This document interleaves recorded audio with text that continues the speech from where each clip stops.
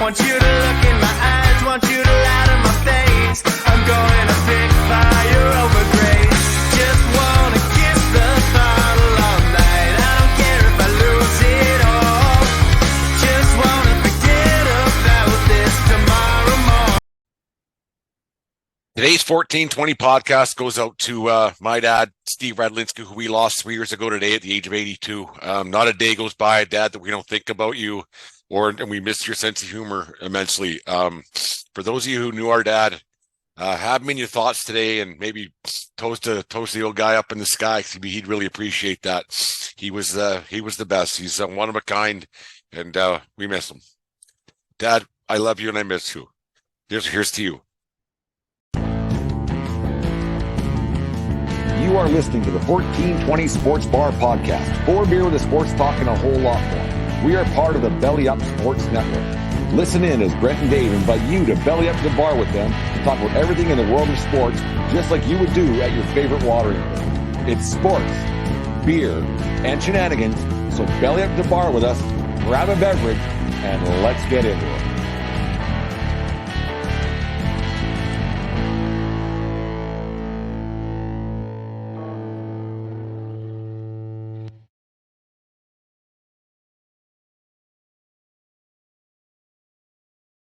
'94 on this 13th day of April 2023. Tonight's show is brought to you by Caldera Lab and calderalab.com. Keep that youthful exuberance in your face, guys, with calderalab.com. There's men's skincare products. Get things all shined up for the springtime that's right around the corner at calderalab.com with promo code 1420lab. Dave, man, this is 4 nights in a row. We've been face-to-face, actually twice in person, twice on the podcast, doing this over Zoom. But it was a pleasant surprise seeing you and your blushing bride last night at Brown Social House having a getaway pint from away from your son for a couple hours. Well, yeah, it was a treat. It was the boy had ball on the west side for an hour and a half just to practice. And so let's go for a pint. Where do you want to go? I go, well, Brent says this joint is all right, and lo and behold, who do we find? The original producer and her side piece. Yeah, we were sitting there just for a little bit there. We got there having a good time, and then it was quite funny, like the conversation that led up, and because we talked about it kind of when we were sitting together, is that how do we word it? We said you very rarely run into somebody. And when the older you get, you don't run into people very much anymore. Like it's like when you get together to see people, you usually plan it ahead of time. We'll meet here, meet the kids and families and things and stuff, right? And then so we were sitting at the bar there at Brown Social House, cheap plug, and then Deanne goes, "Oh, would you look who's here?" And she saw you guys come through the walkway there. And I automatically thought the worst. I was like, "Oh fuck, who's this gonna fucking be? Like, who do I gotta pretend to be nice to?" And you know what? Do you know what I mean? It's someone that you always have to pretend to be nice to. Like, you know what I mean? Like, it's like, "Oh fuck, who's this? What do I gotta talk?" Because I thought it was maybe one of her. Not that I don't like her coworkers, but you know what I'm getting at. Like, but then I saw you guys come through, and then you came to talk. We sat together. It was great. But it's funny how you get older. There's times where you're like, I don't want to see that person one bit. Like it's just funny how that, and not that you guys were, but it's just funny how sometimes I know what you mean. Yeah. The older you get, you're like, oh fuck, who the fuck am I going to see now? Well, because I know that pain, and and obviously you and I talk to each other all the time, and I don't know if you and Deanne were in the midst of something important between yourselves. So I don't think that we ever are, but anyways, yeah. Well, anyways, I gave you the option, and I totally would have understand if you wanted to join it, but I'm glad you did, and the women had a good conversation, and you and I found something to talk about. Like, go fucking figure. Yeah. Yeah, it's funny how we talk. Nice seeing you. We talk 290 sometimes over the years of this stupid show, and then we see each other. We still have more to talk about. I don't know. It just never goes away.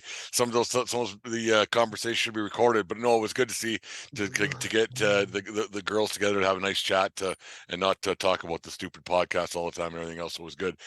Dave, it was announced today. We knew it was going to happen, and we talked about it on Monday night. Jonathan Toews today got basically the news was let out by the Blackhawks that they are not going to re-sign him. They're not going to even venture the thought of re-signing him for next season. One of the all-time Blackhawks greats, 3 Stanley Cups, the whole bit.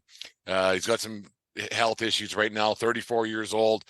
They said today, yeah, we're out, we're done. It's shitty to see, but I think this is the right way to do it. It's their last home game of the season is tonight, and then for him to get the proper send away from the Madhouse in Madison, the faithful there at the United Center. I think this is the right way to do this because not many guys get this opportunity to say goodbye on the right note.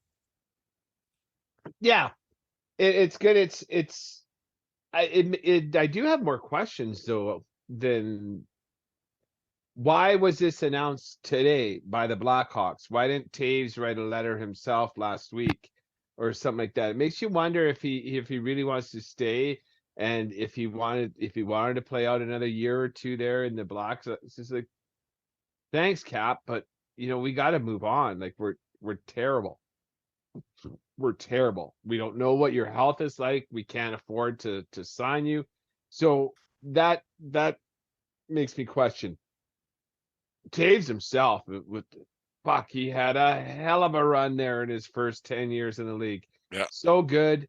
Young captain, played on world Olympic teams, 3 cups. And I imagine like between the COVID, and that's one of his things. He got the long COVID, so he's has health issues that way. And then that whole beach scandal last year, like he was the bit of a captain black eye teams. there that he defended the coach and everything else. There's a bit of a black eye there for sure. And I never thought of that at all, Dave, that why was it announced today? Because the Blackhawks must have known, I would say a month and a half, 2 months ago, or whenever they decided to get rid of Kane as well, which was 6 weeks ago, I guess it would have been now.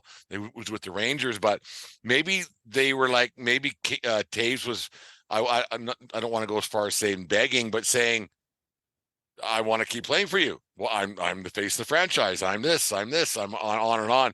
Like maybe you're right. Maybe like they finally had to say like today, like, listen, dude, we're not re-signing you. Like enough's enough. Like it's like that bad ex-boyfriend or bad ex-girlfriend, whatever you're doing. They're like, no, we broke up. Like it's over. Like we're done. It's over. Yes. And like this is was there finally just a come to Jesus meeting with Toews last night where the Blackhawks finally had to say, listen, dude, it ain't happening. No. Yeah, because it's to announce the last game the day of the last game for an all-time great, like someone that has a possibility of having a statue out there, right? He was that good for the franchise. 3 cups is no joke. Captain of the team for 20 years. It's 20 is a little long, but 14 10, 12, years, 15, whatever it's been. yeah, a long time. It does strike me as odd because for a proper send-off there has to be a little bit of planning and that kind of thing, and I would assume his folks are there and different players want to be there, but well, that's the thing. It's like, because to be announced this morning, yeah, they'll do a jersey retirement, but the Yankees did it with Jeter. They had a Jeter day, and then they retired a Jersey day, and then blah blah blah.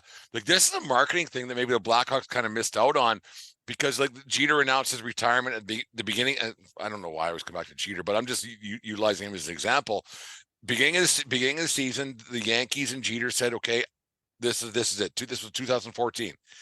They had their Derek Jeter Day in September, and then they had his very last game at Yankee Stadium, and then the next year they had the plaque, and then the next year they had the retiring the jersey, and it's a marketing thing that these teams utilize and to make money. And why the Blackhawks would find a way to not do it that way, because you could kind of compare the two careers are pretty similar, really.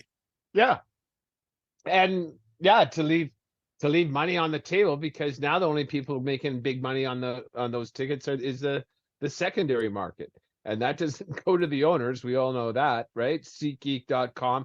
If you want to catch that, is that tonight or tomorrow? It was tonight. I've already went out there and I put it out there for people to get their SeatGeek tickets at SeatGeek.com. But yeah, like the The only so now you have people today scrambling to get tickets. I think a lot of people knew if you're a Blackhawks fan, you probably had an idea that this was going to be the last game, but To announce last game, to the be day of announced last game. his very last game 5 hours prior to game puck drop, it's odd to me that they would do it like that. Yeah, it I have questions. But you know, on the flip side, like I was always a Toews fan. He's such a good player and leader. Didn't tell he'd get the same kind of goal totals as Patrick Kane or even as Sid Crosby, who's a year or two older than him. But like consummate leader, consummate pro, played the game the right way, tough as nails, and yeah, he has 3 cups, and I think he'll probably be a Hall of Famer. But I don't I know. think that's a guarantee. I don't know what his point totals were over the years, but I think his leadership and the championships that he won, I think that is so big. You speak of Sidney Crosby, and I think I talked about 14:20 in the morning yesterday how the Blackhawks were they should have, or not the Blackhawks, the Penguins should have been a lock to go to the Stanley Cup playoffs, and they got eliminated last night with a loss to the Chicago Blackhawks we're just talking about. Man, that's got to be like there's something got it going on in Pittsburgh there, because they had all they had to do was beat 2 teams who didn't want to win hockey games, in the Chicago Blackhawks and the Columbus Blue Jackets, and they couldn't get the first one of the parlay done. Something's got to be done in Pittsburgh. And Dave, could you see at some point the Pittsburgh Penguins brass going to Letang, Malkin, and then the guy Sidney Crosby saying, hey, we just missed the playoffs with you guys, and we see we're not going to be very good. Maybe it's time to move on from the 3 of you, and if you guys could please waive your no trade deals, could you do that, please, just for us and everything else? Could you see I could see Malkin leaving, I could see Letang. Well, Letang is a thing, but could you see Sidney Crosby not playing for the Pittsburgh Penguins? Never say never, right? Gretzky played with 4 teams in his career, so Mike Modano left Minnesota or Dallas, whatever you want to call it. The Stars organization ended his career with the Red Wings. yeah, Right? like it's I mean, Modano and Crosby are different beasts, great. but Trevor Linden got traded, right? Kevin Smith, so Ryan Smith got traded from the Oilers. Like guys that bleed for their teams. A lot of them got traded. It's a very rare occasion where the person goes end to end for their whole career. And I gotta say, it would surprise me because I don't know. Sid Crosby, like those 3, I guess the core 3 in Pittsburgh, Malkin, Sidney Crosby, all 1,000 games, all on and on, 3 cups, all the with whole the bit, same. right? And they've been through the battles together. It's going to depend on them, right? Because I have to think that Pittsburgh, because they've been in the playoffs so much, unless they're the best drafters in the world, their farm system is probably a little bit bare because they just don't have those good prospects that they're drafting. I'd be surprised. But then on the never say never. Like I'll be shocked. I say Sidney Crosby will retire a Penguin. I think that is how that's going to finish up. Malkin and Letang, I just don't know them well enough. At the risk of being stereotypical, Malkin's a Russian, so if they give him enough money, he'll do anything, right? Or he might finish off in the K or something like that. I don't know. Excuse me, I don't know. But that's a tough pill to swallow, having your fate in your hands against 2 lesser lightweights in the league this year, and then just stepping on your dick first time out the gate and getting rocked. Right. And yeah, they didn't lose in overtime or in a shootout last night. They got beat 5-2 by a team doesn't win. Not a team, as a franchise that doesn't want to win hockey games. right? We talked about it before the show started. Like that Chicago Blackhawks team, somehow, some way, they're the killer of dreams, killer of hopes, by beating the Calgary Flames last week, I think it was, and then this week they beat Pittsburgh. And that game that if Calgary wins a hockey game, they're playing. They might make the playoffs.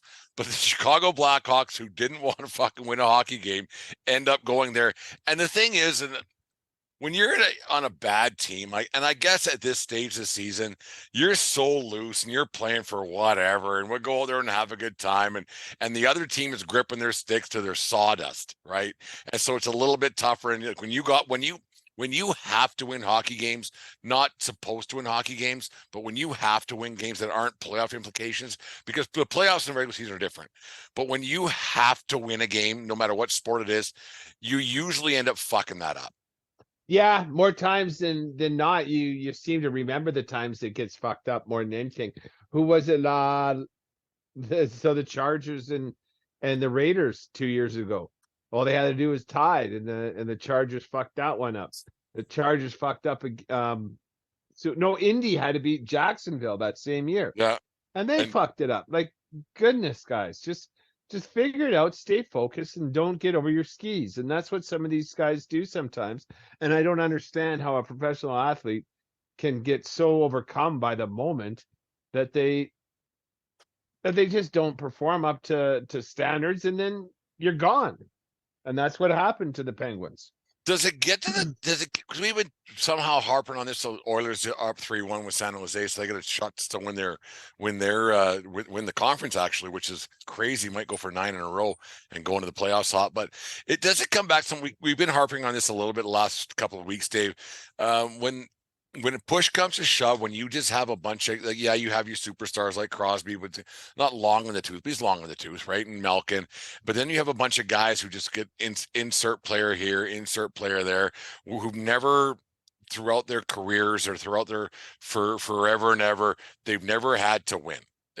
Winning has never mattered to most of these kids who are young now. They're just players. They're just guys on teams and everything else. Does that have anything to do with it? You see a lot more of these choke jobs lately, and I can't put my finger on it, but it just seems like there's no urgency to win with a lot of hockey players. Urgency to win and leadership within the locker room, I think. Yeah, I don't know anything about the because you can't really see that. But what I saw with the Calgary Flames as they were making this push here, whatever, if you want. She wasn't a push. She might have been a lean, not a push. Yeah, they were going in that direction. It was leaning on the freezer to get it into place. It wasn't pushing it into place. No. There's no leaders on that team. Like I know they haven't had anyone wearing a C since Giordano left, and I can see it. Why would you give the captaincy to anyone out there who can't rally the troops, who can't lead by example, who can't give everybody a kick in the ass, who's going to hold those player-only meetings, right? Calgary doesn't have that. They got no leadership on the team, and then you got a hard-ass coach that's going to just be a hard-ass, and you got no one pushing back against him because no one on the team is uniting. Like Brett Warner on that barn burner the other day on the Barn Burner podcast, he said, I hate that coach. You hate him. I hate him, but I don't hate you. So like, fuck that guy. Let's go teammates. Talking about the teammates, the guys that you're looking for. You got your common enemy in the coach. So go out and shut him up. And maybe that'll get him prove him wrong. Yeah, exactly. And the fact that they don't have that kind of drive, I kind of think that, like we talk about often, lends itself to what the new generation of player is. Because I don't know. I don't want to belittle their like how the hard work they put in and working on their game. But at the end of the day, you're keeping score with teammates, and now you're stuck with these teammates. It's not a skills competition anymore. It's not making the highlight reel anymore. It's not getting discovered anymore. Now you're playing for keeps, and you better figure it out. or you can find a new team to play for. Like, I put this out on a Twitter poll the other day, and I can't remember what day it doesn't much matter. It was Tuesday or Wednesday, but that when teams miss the playoffs, we're kind of getting. It doesn't much matter. Who gives a fuck? But when a team under succeeds and everything else, they don't do as well as people thought they should have.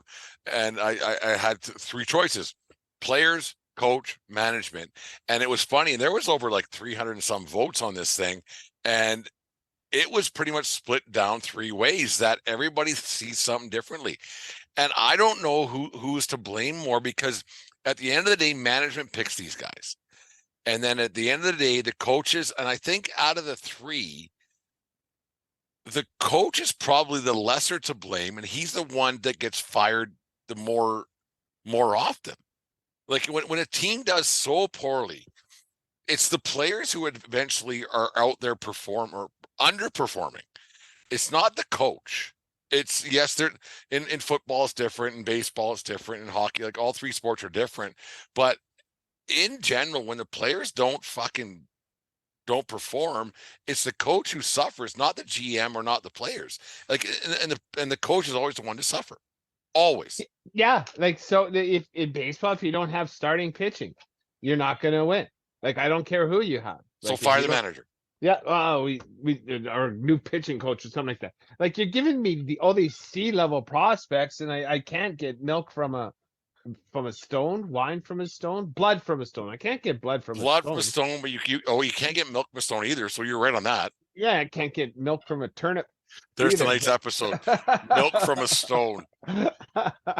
and just once again, because of the Flames media, and I'm such a fan of that trio that does that barn burner. The Flames this year, the stat that stuck with me from yesterday's. They mentioned Calgary was in 53 games, 1 goal or empty net games, 53 this year, and they won 20 of them. Which by my math, they lost 33 of them. That's terrible. They lost. So if a guy like Nazem Kadri, who they gave $7 million to, and a guy who they're going to give $10.5 million to next year, because his contract was this season kicked in this season, in Jonathan Huberdeau, if they each score 3 times, they're in the playoffs.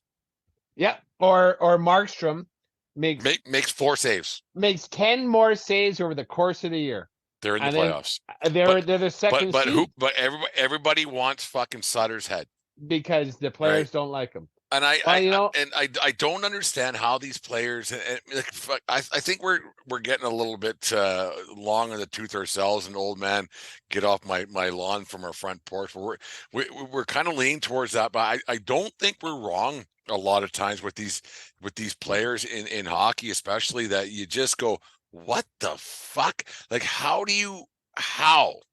where do you get off? Like, where do you get off being this shitty and getting paid tons of dough, and you don't care? And it go, let's get into it. Fuck it. I don't give a fuck.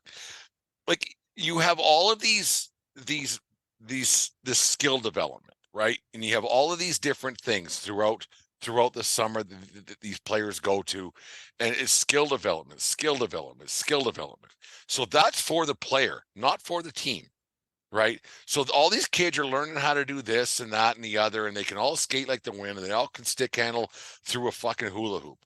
Right. But when it comes to winning hockey games, teams that win have players that learned how to win from the old guys. Yeah. Like right. Am I wrong on that?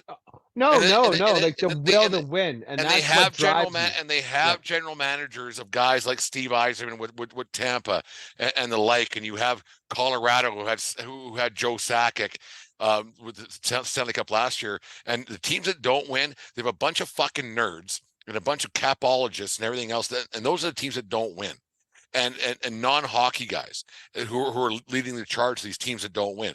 Treliving, probably a great guy. Absolutely, probably a great guy. But you're told by this, that, and the other. And Calgary's a disaster because of their ownership. But you look at these other teams like Toronto, they better do something this year, because otherwise they're going to start losing players. But who's in charge of that organization? Shanahan. Shanahan, but he does. I don't think Shanahan says fuck all. Their GM is a nerd, right? He's one of these analytics guys, and every team uses analytics. But you need to have heart and soul guys to win championships. And the last time that, like you look at the 2019 Blues who won a championship, they had heart and soul guys, and they had a coach behind the bench in Craig Berube who was like, "Fuck you, fuck you, fuck you. Do it my way or get the fuck out." And I think hockey's missing that with a lot of these teams, and because a lot of these kids are so entitled, even at the age of 24, 25, 26, because they've been told since the age of 15 or 10 how great they are. And hockey is a big problem with that. And that's why these teams don't win, and they shut coaches out, and then they're basically, you know what, they're fuck you to their teammates as well, as we saw with the Calgary Flames. There are a lot of guys in the Calgary Flames that were fuck you to their own teammates. Oh yeah, there's a lot of navel gazing. It was hilarious listening to their end of the season episode, keep or lose, and that kind of thing. It's like, I imagine Kadri's already on a plane out of town because he single-handedly lost him that Chicago game 2 weeks back. Like he turned into a big pile of dog shit. And this is a guy that was so full of bravado, telling people to kiss my ass after winning that cup. You're a part of that team, and you're an important part of that team. And I'm never going to begrudge you for the performance you put on during the Stanley Cup playoffs last year. But that was last year, Kadri. Like, now you're in Calgary, like it or lump it, and this is your coach, like it or lump it. Start earning those bucks that the Flames gave you. I had an old hockey coach. Yeah. Dave, I had an old hockey coach tell me this was 1992. He said to me, he says, "You're only as good as your last game, Brent." And we lost our last game. And I was like, "Well, there it is, right?" Well, now I know, right? And like you could tote your boat as long as you want, but you're only as good as your last fucking game. And that's 100% truth. And there's only one team that wins the whole thing. And there's a lot of teams that aren't close. Like a lot of teams that aren't close, and now the Flames. I can't believe we turned it into a Flames podcast, but it's funny. The Flames are now, they're going to probably pick 16th overall this year and get a guy. They're going to get a guy. Just another middling prospect, another guy, right? They didn't make any moves at the trade deadline because they didn't know if they were in or out, and then so you get another guys. So yep, and then now you're going to lose some guys to free agency, which is the nature of the beast. But like, to what end? What for? You can't clean house without picking up a broom. What do you do? What do you do? Because all these NHL contracts are guaranteed, which is a good thing. But now they're up against it on the cap, and what do you do? Well, that cap thing. Let's talk about that right now. Why not? Why take a break? It doesn't much matter. Sponsors, we'll worry about them later. But we'll like, you talk about this cap thing, and there's some odd business going on with the cap, because you look at what Toronto's doing, because they first they had an E-bug, the emergency backup goalie, for a night because a guy allegedly was hurt, and then they went to the A-bug, the amateur backup goalie, and then they had a guy, an amateur tryout goalie, for the last 4 games. So they didn't want to pull up a goalie to go get their salary, because they actually couldn't, because there's no money left in on their cap structure. And there's no money. So Matt Millen, what's his name? Their goalie that's hurt, their backup that's hurt, Matt Murray. Yeah, so you get salary relief for that, right? So they're happy for that. No, they didn't put him on they didn't put him on LTIR because they hope he makes a playoff. So they couldn't bring anybody up. Oh, okay. Right. So then on and on and on. So now they get these guys. Then you have the Vegas situation where Mark Stone, who hasn't played all year, he's getting paid a boatload of money, $8 million or $9 million bucks a year, whatever it is. He miraculously becomes okay. He's all of a sudden, he got some holy water sprinkled on him. He's fine. He can play now. They predicted that when they put him on long. Exactly. They predicted. The National Hockey League has a and it's all done by the rules. Like, it's all done. Like, they're obviously lawyers and people smarter than you and I, Dave, have figured this out, how to get around the rules, and the contracts are there, and the bargaining agreements there, and everything else. But man, the NHL has a major problem on their hands when they're getting guys who are the lawyers are deciding who gets to play and who doesn't get to play, and the accountants and everything else. Because man, I think it's a really bad fucking look. Because let's just say that there's a situation where, because you have 10 games tonight that actually means something in the in the standings, in the seedings, who's playing who starting on Monday.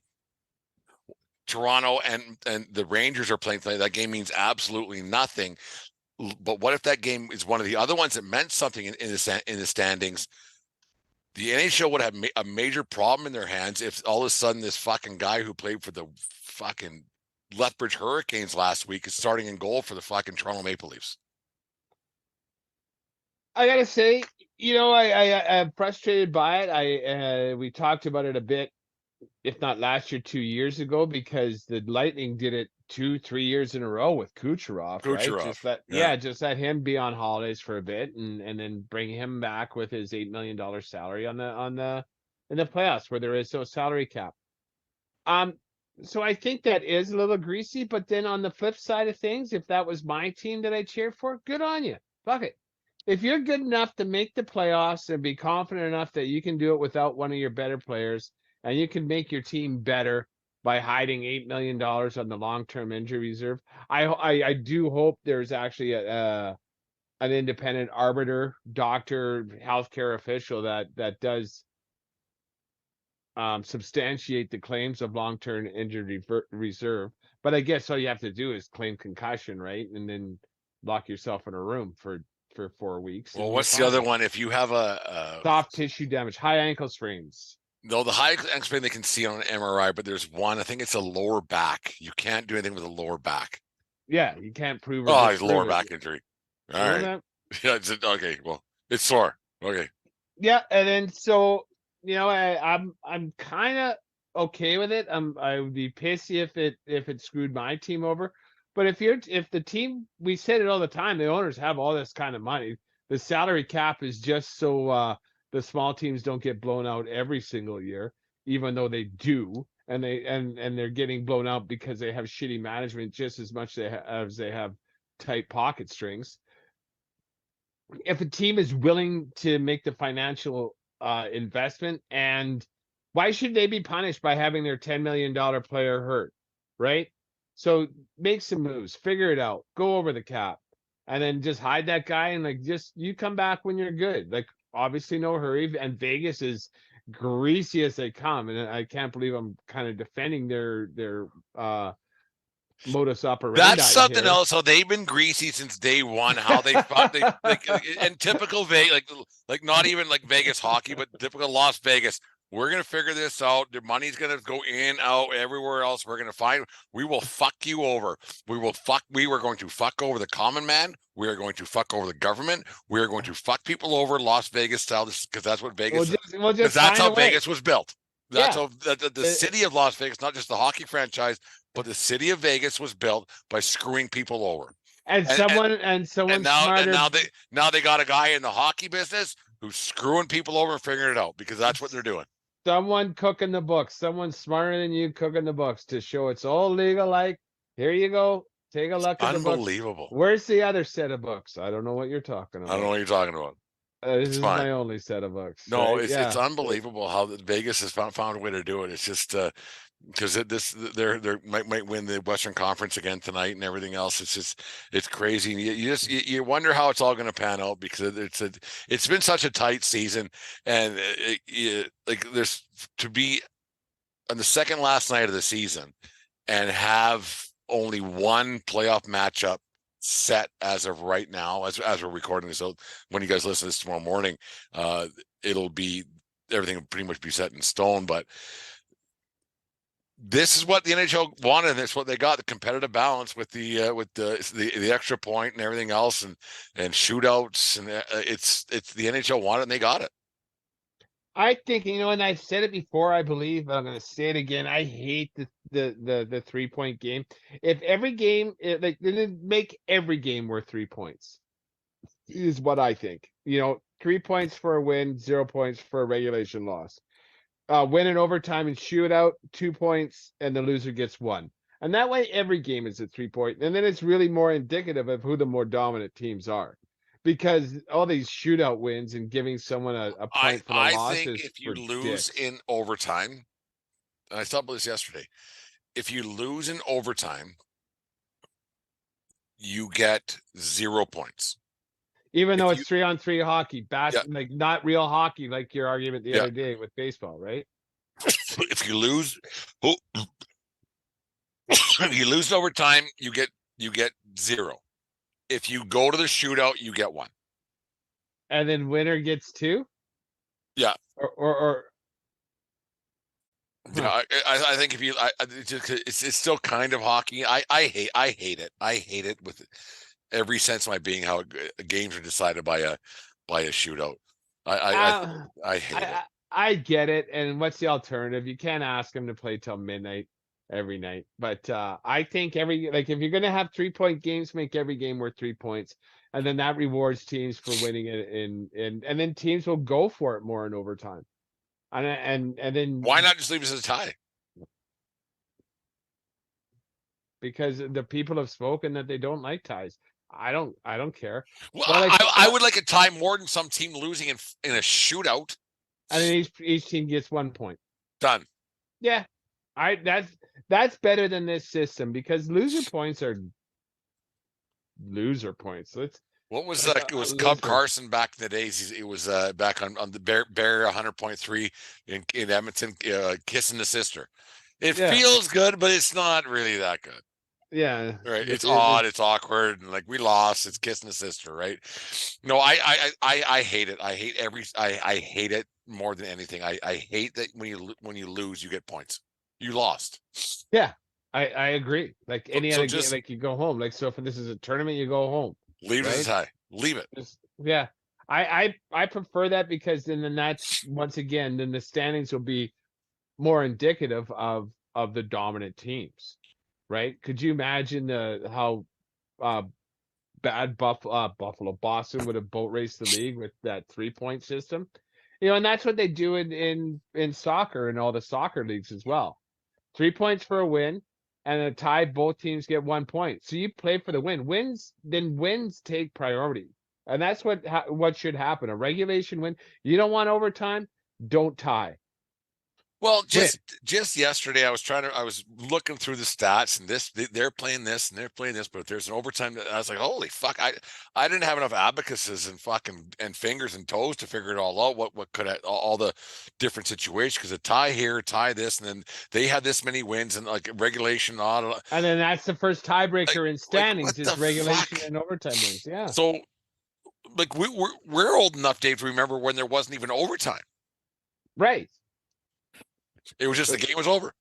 And then 5-minute overtime, 5-on-5, and then 4-on-4. They put that on, yeah, but yeah, it was like so that would put more pressure on teams. Like last night, instead of playing for a tie, they would have to play for a win in regulation. Maybe pull in the goalie, have a 6-on-5 with 2 minutes left on a game you need to win, instead of hoping you win in a shootout because you can stack your team with a bunch of skilled guys named Caden or Caleb or whatever the fuck their name is that are good in shootouts. Right? I hate it. I absolutely hate it. I hate that Caleb and Caden, whatever the fuck their names are on these teams only because they're good on shootouts. And there are guys like that.